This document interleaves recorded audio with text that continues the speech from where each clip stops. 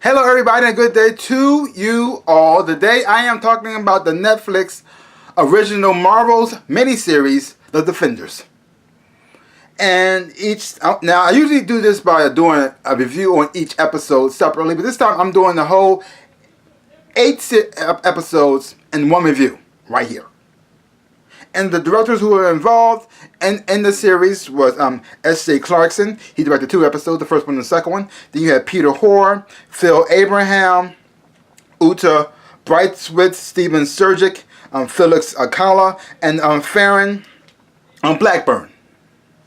And you have all the superheroes from all the other previous Marvel Netflix series. You have Charlie Cox playing Matt Murdock, Krysten Ritter as Jessica Jones, Mike Colter as Luke Cage, and Finn Jones as Danny Rand.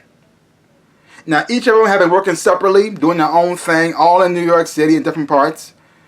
They're all Type A personality types, but because of the hand and what they represent and what they're trying to do, they are forced to work together and become a team to pretty much save the city and save the world. But mostly save the city. Mostly save the city. Just save the city, because they had the Avengers who are trying to save the world. They're trying to just save New York. That's their thing. Now this is like a lot of superhero team ups. They had to go through the process of not wanting to get along, not really getting along, fighting amongst themselves. But because of the major threat, they had to learn how to work together, get past their differences, and to become a team to pretty much, like I said before, save the city. And the acting from everybody in this picture was fantastic. And I like the fact that it was short because it didn't have time to have any low moments. So the show flowed nicely.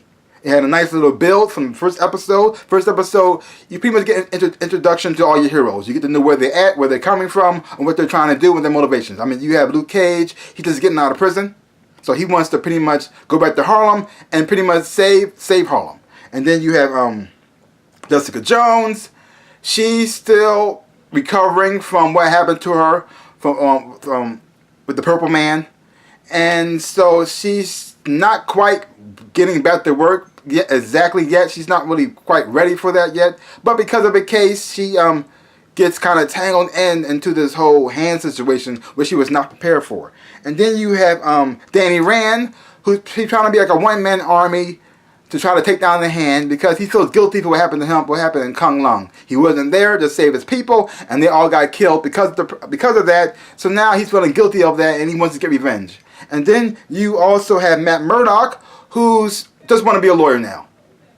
He told everybody know who he is. Well, not everybody. People who he's supposed to know who he is. And he has lost a lot of loved ones in the process. So now he just wants to be a lawyer.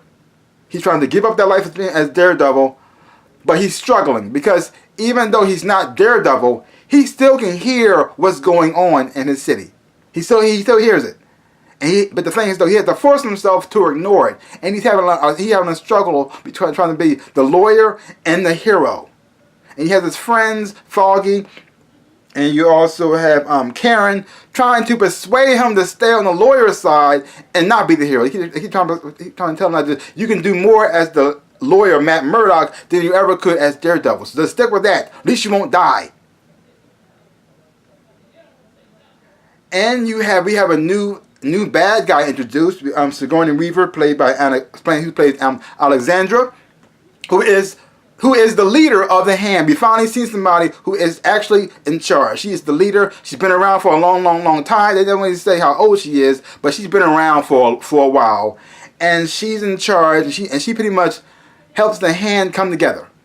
And her mission is to get the Black Sky, which is Elektra. Because Elektra died, she came into life, and now she's the Black Sky now. And she's going to use her. She's pretty much like their Dark Iron Fist. They have Iron Fist, they had the Black Sky. And the Black Sky job that's going to lead the Hand, so they can pretty much take the city and rule. As Elektra, aka the Black Sky, as their enforcer. You got Danny Rand, who wants to take down the Hand, and you got Black Sky, who wants to pretty much take down anybody else who tries to stop the Hand from doing their thing. So, like I said, all the acting in all the episodes was great. The fight choreography and the fight scenes were fantastic. Because in Iron Fist, not so much, but they really did improve it a whole lot. And I liked what's his name? Finn Jones as Danny Rand in his episodes right here. I think he fit in just nicely. I think the whole team fit in together nicely. They had a great banter between one another. The chemistry between the whole cast was great. Because even though you know eventually they're gonna get together, just watching them bicker it was still fun to watch, and you could tell how this show was going, how it was setting up for things to come, and I really did enjoy that too. Overall, this was pretty much a really great series. I mean, I really did enjoy it a lot, and I thought Sigourney Weaver did an excellent job as the bad guy, and all the supporting characters also were great as well. I've always been a huge fan of Wei Ching Ho, who plays Madame Gao. I always enjoy every scene that she's in. Every time she's on the scene, I don't care if she's just sitting down on the bench just talking to Wilson. I'm enjoying it. I always have enjoyed her performance since the first time I saw her, and I enjoy her performance in this episode right here. And then you have other characters who also like supporting characters like the woman who plays Misty Knight, Simone Mystic, and I think she does an amazing job. And I like the woman who plays Colleen Wigg, Jessica Henwick, who's pretty much the girlfriend of Danny Rand, and I enjoy her performance as well. And then also Rosario Dawson, who is like the glue that pretty much puts everybody together, because she's in all the whole Everybody series.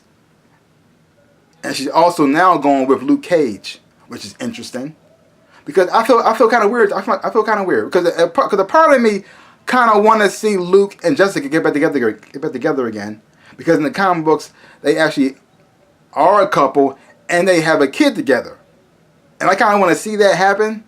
That's the comic book nerd in me. But also at the same time, I'm liking the relationship he has with Rosario Dawson's character, Claire. So I'm kind of conflicted on that. Yeah. But like I said, the action scenes were great. The fight choreography was fantastic. It was funny at times too. I really did enjoy that. It was dark, creepy, where it's supposed to be. It had a good balance between everything. And I really did enjoy it a whole lot. So leave your comments down below. Let me know what you thought about the series, The Defenders. And if you haven't seen it, to check it out for yourself. Don't take my word for it. And if I was going to give this series a grade, let me see now. I will give it a B+. Because I really did enjoy it a whole lot.